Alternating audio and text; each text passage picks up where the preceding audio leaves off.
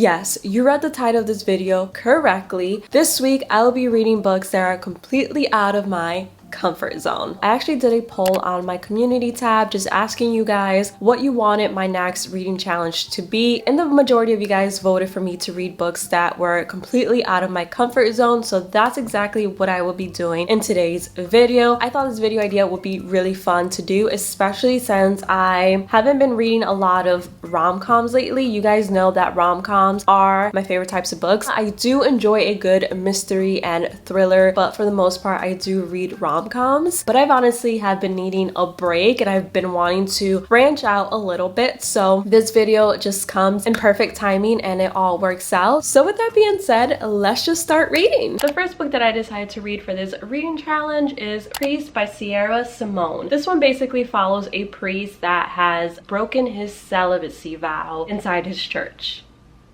Scandalous. I know. You may be saying to yourself, Carmen, isn't that technically a romance novel? Technically, yes. It is a romance novel, but the reason it's out of my comfort zone is because one, erotic literature, and I'm not really into that genre, if I'm being honest. Like, I don't mind a little bit of spice in books, but when a book is primarily labeled as erotic, or is it erotica? Like, I don't even know what the proper term is. When it's labeled as that, I find that I actually don't enjoy the book because it really doesn't have a main plot. The whole point of the book is just the spiciness, and then there's really no character development or plot development within the books, at least a couple of books that I've read within this genre. And the second reason that this book is actually out of my comfort zone is because it is about a priest who has broken his celibacy vow. So it deals with religion. I do believe in God. I'm not a super religious person where I'm easily triggered if someone doesn't believe in God. What other people believe in is their business. I really don't care. But I don't want to read a book that bashes on religion, and I don't know if this book is going to do that or if it's going to make fun of religion. So that's why I've actually put off reading this book. I've actually have owned it for a couple of months now, and I only bought it because Book Talk recommended this book, so I was like, you know what, let me give it a chance, and then I never read it. So I thought it would be a good first book to read for this reading challenge because yes, even though it's romance, it still deals with other topics that are technically out of my comfort zone. Okay, so there's an author's note right at the beginning of the book. The author writes, I spent the majority of my life in the Catholic faith, and while I'm no longer Catholic, I still have the utmost affection and respect for the Catholic Church. Okay, so she still respects the Catholic Church, which is a good thing. Maybe this book won't be that bad after all, but it's definitely going to be spicy.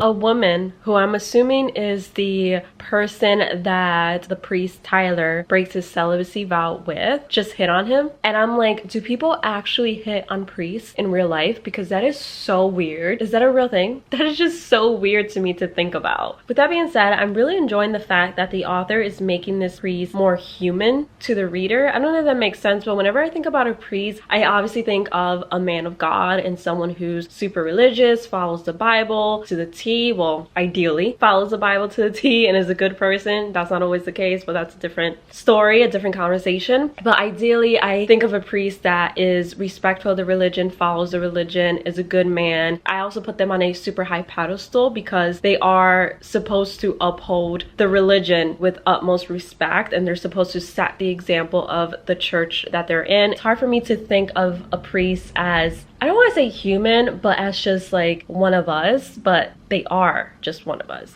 Am I making sense? I don't know what I'm saying, but I like that the author is making the priest just like a normal human who likes listening to Britney Spears, who likes to go on jogs, who likes to watch The Walking Dead. She's making him relatable. I think that's the word I'm looking for, relatable. So Tyler experienced a tragedy, which is the reason why he became a priest. It's really sad actually, and I think it would be a trigger, so I'm going to mention it. I won't mention exactly what happened, but it does deal with suicide, so if that is a trigger for you, I would honestly say stay clear from this book. With that being said, I wonder if Tyler made the decision to become a priest on impulse or if he actually thought things through, so I'm curious to see what his path look like during the time he decided to become a priest. The spicy scene just happened, but it felt so weird to me. It was so odd. I think it's odd to me because it happened in a church, which one, It's wrong on so many levels. But two, it happened while he was listening to a confession, which is also wrong on so many levels. And I can't look past that.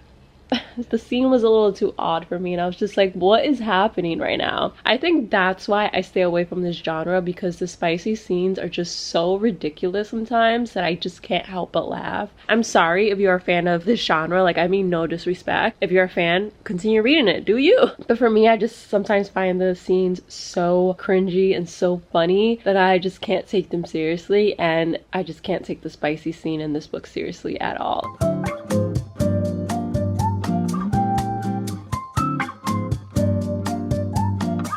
So Tyler calls Poppy Little Lamb whenever things are getting spicy, and I find it so cringy. I don't like it. I don't even know if I'm allowed to say the S word on YouTube, which is why I don't say it, because I don't want to get demonetized. All right, you guys, it's a little while later and I finished Priest. I have some thoughts. I actually wrote down my thoughts on my phone because I didn't want to forget anything. Let me start off by saying, if you want to read a book that is extremely spicy and that's all you care about, this is the book for you. The scenes in here are really, really spicy. This definitely isn't YA. So if you are 18 below, don't read this book. Now, if you're like me and you actually care about character and plot development, then stay away from this book. I feel like the whole premise of the book should have been Tyler struggling with the fact that he was a priest and that he had fallen for a woman, but he literally struggled for like 1 minute. And yeah, he felt guilty afterwards, but he kept making the same mistakes and breaking his celibacy vow over and over, where it just got to the point like, do you even care that you're a priest? I felt like the characters really had no chemistry. I did like Tyler, and I really enjoyed that this book was from his point of view. With that being said, I liked him. I didn't love him. I wasn't really rooting for him. I really wasn't rooting for Poppy, which is a girl that he fell in love with and broke his vow of celibacy with. And then I felt like the ending was complete BS. How can I say this without spoiling the book? I'm going to try to keep this part spoiler free, but in case I can't, I'll have a spoiler warning on the screen right now, so you can just skip this part of the video if you want to read this book. But at the end of the book, Poppy made a decision that not only affected her, but also affected Tyler. She made the decision without consulting him, which negatively impacted Tyler. Like, it affected him emotionally. Nothing pisses me off more when someone makes a decision on behalf of someone who is fully capable of making a decision themselves and then justifies it by saying that they had their best interests in mind. No, let the adult make the decision and let them deal with the consequences of their own decision, but don't make a decision for them. They're not a child. It's not cute. It's not right. Like, don't do that. So Poppy did that for Tyler. Obviously, it affected his life, and he takes her back like this. I feel like the ending was such a cop-out. I feel like it wasn't realistic. I felt like Tyler took Poppy back hella quick, and it didn't feel genuine at all. The whole relationship did not feel genuine. I don't know. I just had a hard time getting behind this book. I didn't DNF it, so that's a good thing. But overall, I think I give this book a 2.5 out of 5 stars, and 2.5 is being generous. I probably would want to give it 2 out of 5 stars if I'm being honest. I'm sorry if you love this book. It's just definitely, it wasn't for me. I was right to say that it would be out of my comfort zone. I probably won't recommend it to anyone unless you're really into spicy books and that genre. Then for sure, go ahead, read this book. You'll love it. This is the next book I decided to pick up. They Both Die at the End by Adam Silvera. This one is basically my hair. This book follows two characters, Mateo and Rufus. They basically get an alert through a app that's called Deathcast. They get the alert that they both are going to die within the next 24 hours. And then through another app called Last Friend, Mateo and Rufus actually connect with one another and decide to go on one last adventure together to make the best out of their last 24 hours being alive. I bought this book strictly because of TikTok, and I bought it it months ago. It's definitely not a book that I normally would gravitate to. If it weren't for book talk, I probably would have never bought it. And it's not a romance novel. I think it's just YA fiction, and I'm not really into YA all that much. Like, I've only read a couple YA books and they're definitely hit or miss for me, so that's another reason why I haven't really opened up this book at all. I just don't know what to expect, since it does seem like it's kind of sad. The title says it all. They both die at the end. Like, come on. One of the main characters, Mateo, is actually Puerto Rican, so I'm loving the diversity right off the bat. Love that. So far, the reader, aka me, is getting both Rufus and Mateo's point of view, so I get to see how both of them are reacting to the fact that they're dying in the next 24 hours. They haven't met yet, they haven't even talked. I don't even think they know the other person exists, but they're going through the motions of coping with the news that they're going to die and figuring out how to tell their loved ones. They both come from a really sad like background in childhood, so it's kind of sad that they're both dying at a very young age. Also, can we take a moment and be super thankful that an app like this doesn't actually exist? Like, I would hate to know that I'm going to die within the next 24 hours. Like, please don't tell me that. I don't want to know that. I would hate for an app like that to actually exist, and thank God that it doesn't, because wow, that would just suck if an app like that existed. Just got to part 2 of the book, and part 2 is called The Last Friend. Rufus and Mateo actually just connected on the Last Friend app, and they're about to meet for the very first time to potentially spend their last 24 hours together. So far, this book is really sad because neither Mateo nor Rufus wants to die, and that's totally understandable. Like, of course they don't, especially since they're young. I think Mateo is 18 and Rufus is 17, about to turn 18.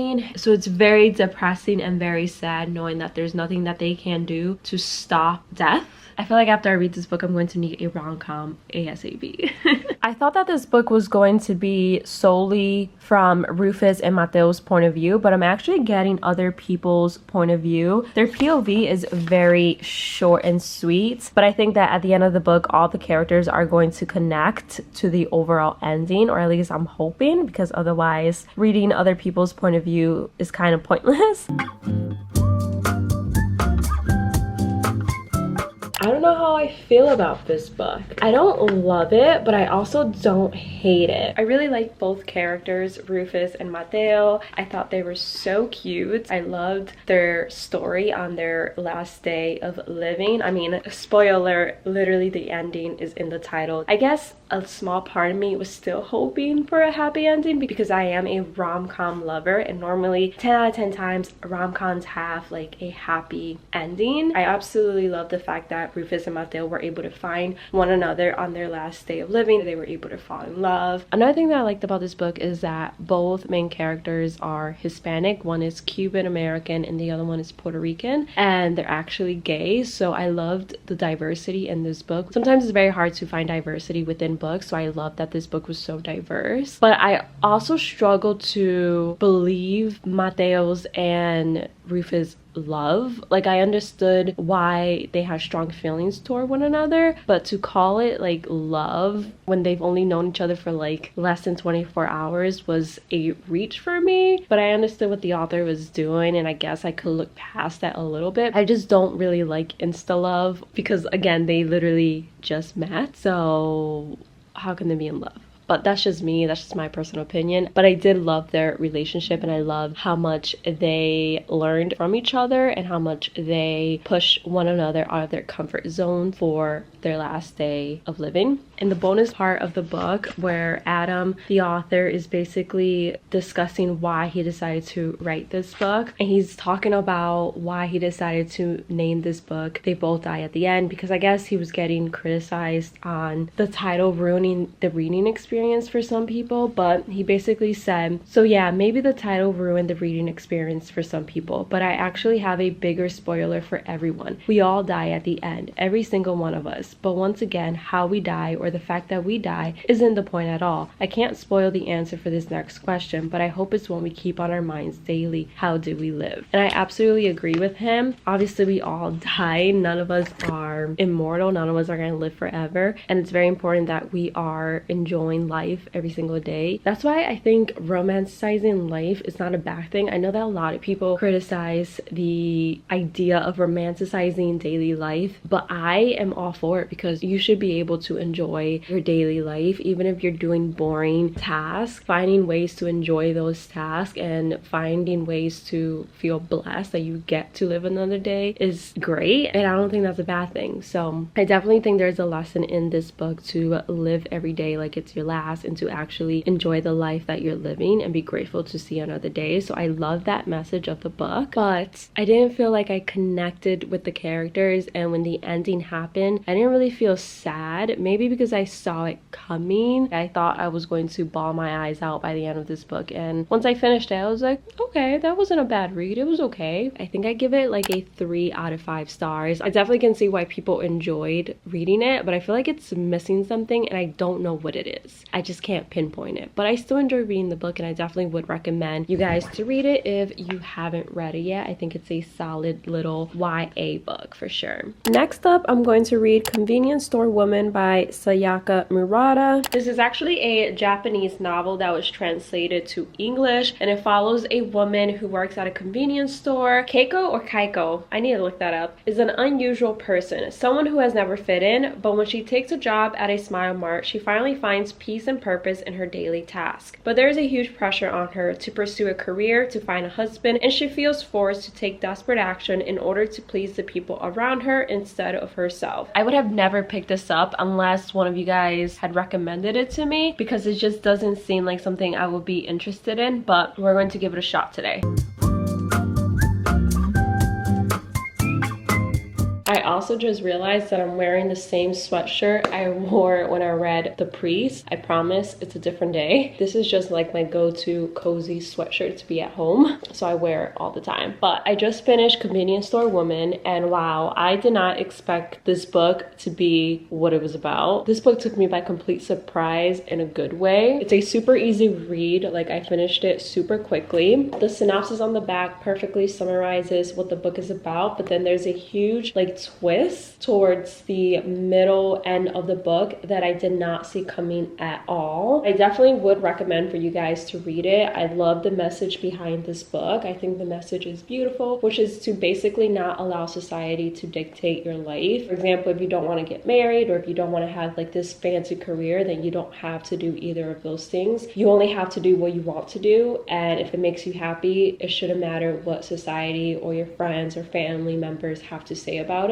Especially with social media nowadays, I think it's so easy to compare your life with your favorite YouTuber, your favorite influencer. And you may feel pressured to do certain things just because you see other people are doing it, but at the end of the day, you just have to stay true to yourself and do what you want to do, and again, what makes you happy. With that being said, I really didn't feel that impacted with this book. I love its message, but it's a message that I already knew prior to reading the book, so it didn't really impact me as much as I thought it would. I think it's great writing. I think it's a great novel. I give it a 3 out of 5 stars. What's really kind of funny is that the author actually worked in a convenience store. She actually wrote this book based on her experiences while working at a convenience store. And also, can we stop caring where people work? Like, at least they're working. I don't understand why people look down on others who work at like a convenience store, for example, or work at a fast food restaurant or a law office or at a school. Like, who cares? At least they're working and getting money. Liked it regardless, recommend it. I give it a 3 out of 5 stars, and I'm definitely going to look up the author to see if she has any other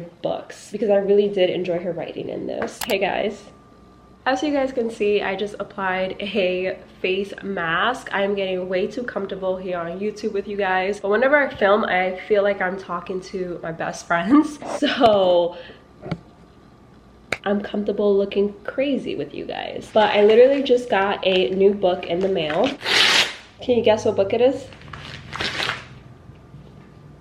Oh my god, it matches my shirt. I didn't even plan that. But I picked up Mexican Gothic by Silvia Moreno Garcia. I've seen this book everywhere. Every time I go to Barnes & Noble, I see this book. The cover is honestly very enticing, but I just never picked it up because it didn't seem like it would be something that I would be interested in, if I'm being honest. But as soon as I decided to film this video, this is the first book that came to mind and I ordered it right away. So I'm so glad that it came just in time. Let's read the synopsis on the back together because I honestly forgot what this book is about. From the author of Gods of Jade and Shadow comes a reimagining of classic Gothic horror novel, a story about an isolated mansion in 1950s Mexico and the brave socialite drawn to his treacherous secrets. After receiving a frantic letter from her newlywed cousin, Naomi heads to High Place, a distant house in the Mexican countryside. As Naomi begins to unearth stories of violence and madness, she is slowly drawn into a terrifying yet seductive world, a world that may be impossible to escape. I think the genre of this book is horror and paranormal and maybe historical fiction, so those are all genres that I normally don't ever read, but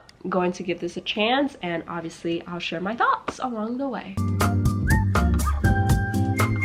This is cute. I like that. Why does this make me want to color? Like, I wish I had markers or crayons. Like, I would color all of that. Para mi madre. Oh, that's so sweet. All right, Mexican Gothic, Chapter 1. The parties at the Tunian's house always ended unquestionably late.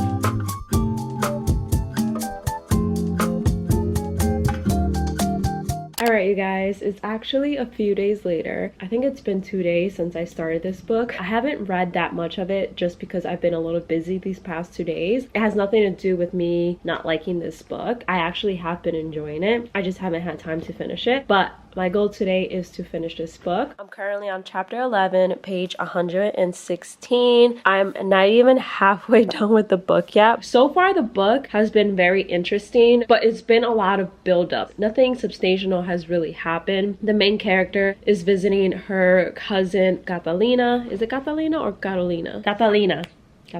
Catalina is not acting herself. Her husband is saying that Catalina is sick, but that she'll get better, that there's really no point in being concerned. But he seems very detached to Naomi. She feels like there's something more going on, so she hasn't left and she's determined to stay with her cousin Catalina until she can figure out a way to bring Catalina back to Mexico City for a second opinion. So far, the house itself seems strange to the main character, but she doesn't really think that much of it. She figures it's because of its dark past, not because anything sinister is going on. Like I said, not a lot has been happening. It's just been a lot of buildup. I don't know, maybe once I get halfway done with the book, something will actually start to happen. But I've actually been enjoying the writing a lot. The writing is not something that I'm used to, so I've been finding myself rereading paragraphs because I'm like, wait, what's going on? But I've still been enjoying the book.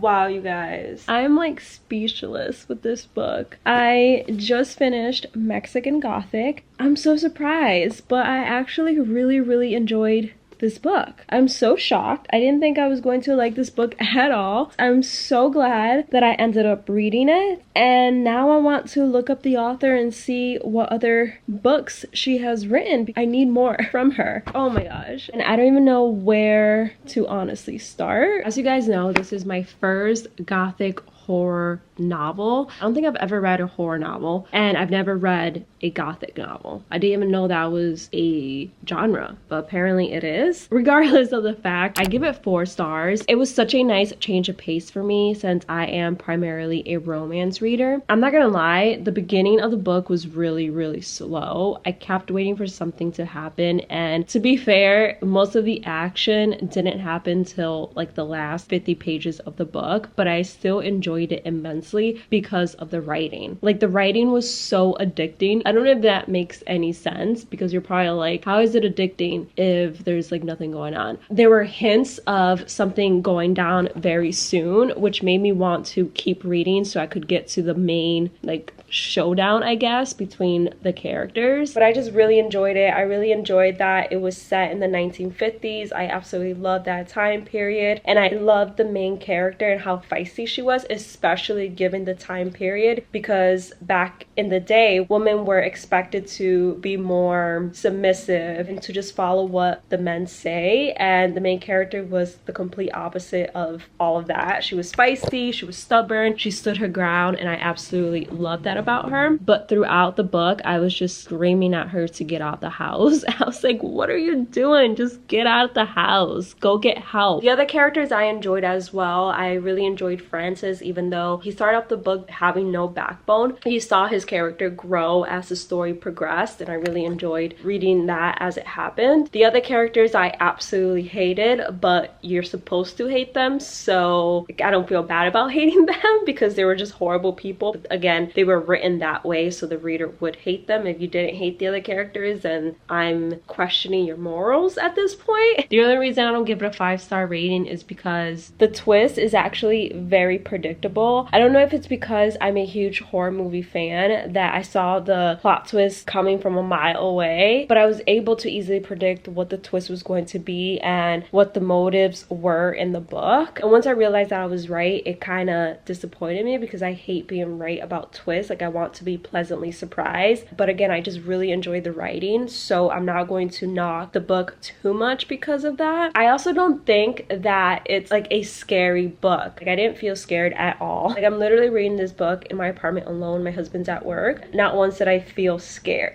Don't let the genre or the title of the book keep you away. But I definitely would recommend this book if you need a break from romance. Definitely check it out. Also, if this is the type of genre that you like reading, please give me more book recommendations in the comments below, because I think I found a new genre that I want to explore a little bit more. Funny enough, I am a huge horror movie fan. Those are basically the only types of movies my husband and I watch, but for some reason I just never thought to pick up a horror book. And now I'm like questioning my existence. Like, why have I not picked up a horror book prior to this video? Today we are starting a new book, but I'm actually going to read the book on my Kindle app on my iPad. I was actually about to order this book on Amazon when I realized that it's free under my Amazon Prime subscription. If you didn't know, which you should know, because I feel like this is one of the best benefits to having Amazon Prime. Basically, if you have Amazon Prime, you have access to certain books for free. You don't own the books, you borrow them like you would borrow a book at the library. Every now and then they have really popular books that you can borrow and read. One of the books this month that you can actually borrow through Amazon is Sold on a Monday, which is actually the book that I am going to read today. I actually don't remember where I came across this book. I think it was on the Barnes & Noble website when I was looking for books out of my comfort zone. Let me go on Goodreads really quick so I can tell you guys what this book is about. Two children for sale. The scrawled sign, peddling young siblings on a farmhouse porch, captures the desperation sweeping the country in 1931. It's an era of breadlines, bank runs, and impossible choices. For struggling reporter Alice Reed, the gut-wrenching scene evokes memories of his family's dark past. He snaps a photograph of the children not meant for publication, but when the image leads to his big break, the consequences are devastating in ways he never imagined. Haunted by secrets of her own, Secretary Lillian Palmer sees more in the picture than a good story and is soon drawn into the fray. Inspired by an actual newspaper photo that stunned readers across the nation, this touching novel explores the tale within the frame and behind the lens. A journey of ambition, love,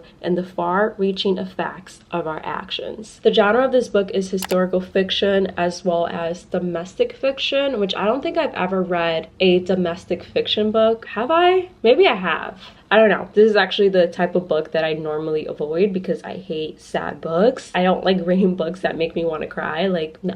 I want to read books that make me smile and make me happy. But since I'm doing this challenge, I thought it would be a good book to include. It's also free, so can't go wrong. Love that.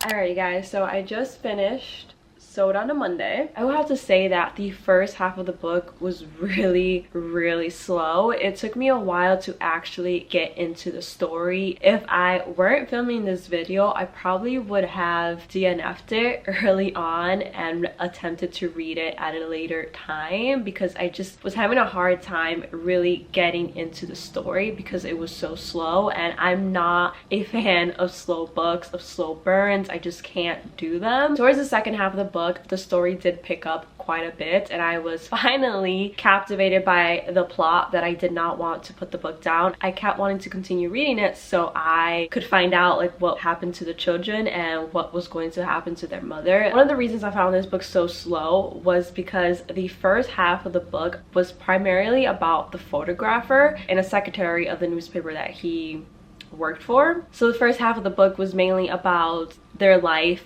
prior to the photograph being published and after the photograph became super popular and everyone wanted to know about the children in the photograph and about the mother that sold her children. And again, I didn't really care for their story. I went into this book thinking it was going to be mainly about the kids and mainly about the mother, and I was going to be able to read like the mother's point of view, find out more about the kids, more about their family dynamic, but that really wasn't the case until like the second half of the book, and that's when I became more invested in the story. In the end, everything does come like full circle, so it all makes sense, and I definitely understand why the author wrote the book in the way that she did, because it all comes together at the end. Speaking of the author's writing, I really loved how the story itself was written. The book itself is set in the 1930s, and in my opinion, the author did a really good job of capturing the essence of that time period. It was during the Great Depression. The fact that this book was inspired by a photograph that was taken in real life about children being sold just shows you how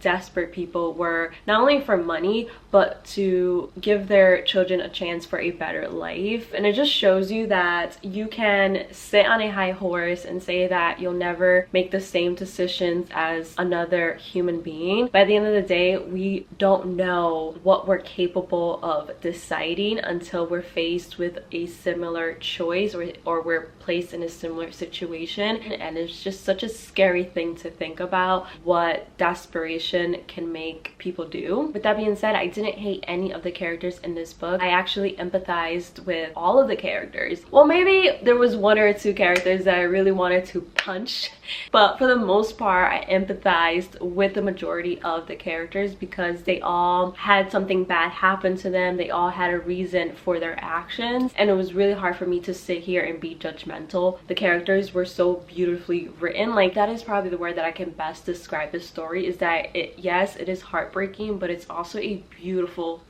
story. Overall, I'm really happy that I read this book. I'm really glad that I got out of my comfort zone and decided to pick it up. I'm really conflicted. I don't know whether to give it a 3.5 out of 5 stars or a 4 out of 5 stars. It was so slow at the beginning. That's the only reason I'm debating giving it a 3.5. Definitely follow my Goodreads so you can see my final rating for this book once I decide what to give it. And that, my friends, concludes this challenge. I actually had so much fun with this challenge. I'm so happy that I got out of my comfort zone. For the most part, I really enjoyed all of the books that I read, except for maybe Priests. But aside from Priests, I feel like I read a lot of deep, thought-provoking books during this challenge. It was a nice change of pace for sure, and I definitely found some new authors that I'm going to continue reading books from. I think my two favorite books in this challenge are probably Mexican Gothic and Sold on a Monday, which are the two books that I avoided reading like a plague. And